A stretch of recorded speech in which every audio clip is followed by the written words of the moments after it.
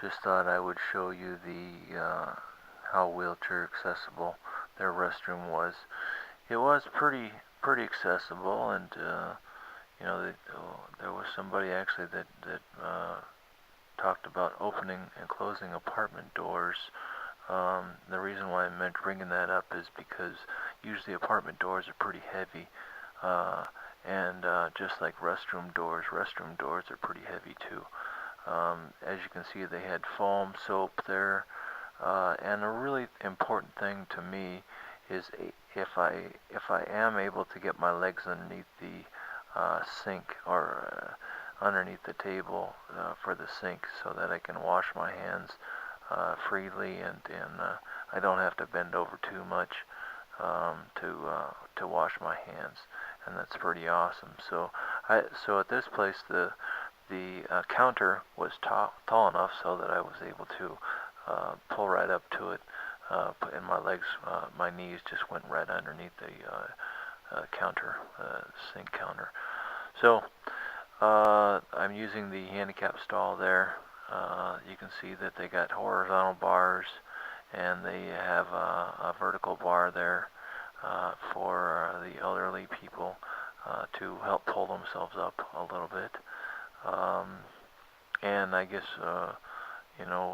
other disabled people probably have to. It probably helps to use those vertical bars also. If you see there's a mat on the ground just below or just in front of the toilet basin, and that mat is a good idea because a lot of people, they put strips in their showers so that they don't slip and fall whenever they're at home taking a shower or a bath or well, probably a shower. Um, and so it's nice to have that.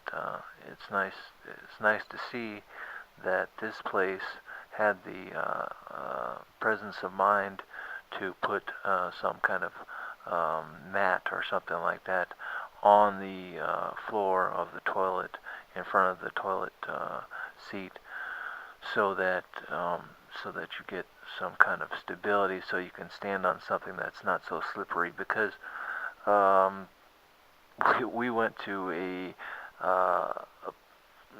place downtown, a government place downtown, a couple weeks ago, and it seemed like the person that used the restroom before me, they pissed everywhere but in the toilet. It seemed, because the floor was just covered with urine. It was all over the place. It was extremely slippery, and the bad thing about that is for wheelchair people is we don't have gloves or whatever on our hands, so we have to wheel through all that piss.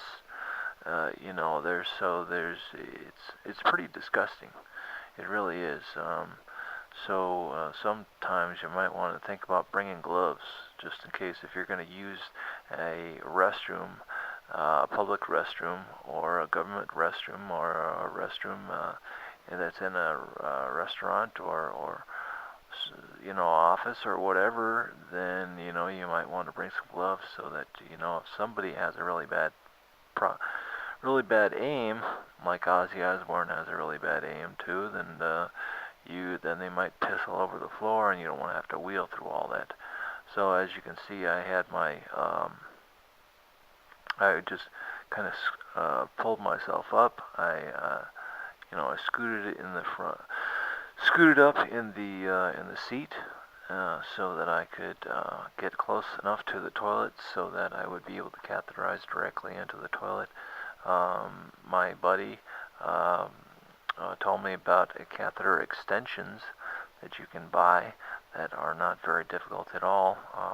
They think cost a few dollars or something like that. They aren't very expensive at all. But I didn't remember catheter extension this time. Actually, I didn't even have a catheter with me, so luckily we have some in the glove box in our vehicle. We have like 10 in our glove box, so I had to go out to the vehicle to get the catheter. As you saw there, I wiped down the toilet seat because You know, leave the places a little bit cleaner than whenever you want it. They were whenever you came in or whenever you entered. Uh, that's probably a good habit to get into. So here I'm washing my hands. Uh, I I like to wash the catheter before I wash my hands. That's just the way I do things. I'm using the clean catheter method. So I have a catheter that's in sealed up and stuff like that. And then I pull it out there, and here I am doing the clean catheter method and washing my hands. Well, just drying my hands off afterwards, and then after that, then I then I wash my hands actually with soap and water, just like I washed the catheter. But I didn't wash the catheter with soap though. Um, that's just it's not something that I do. I've never had, I never really had a real problem with urinary tract infections, so that's just, maybe it's just exclusive, or it's not exclusive, but it's just, one of the things that I don't need to wash the catheter with soap ever.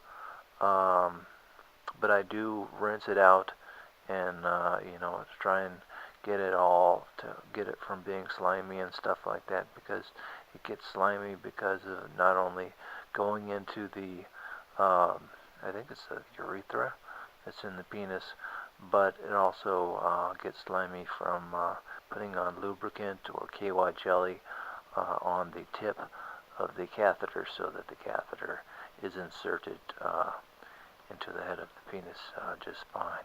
So there's no difficulty there. I was thinking that whenever I wet my hands and I cannot pull the paper towels, and that's a difficult thing. So maybe I should get the paper towels first before I use them, before I get my hands wet.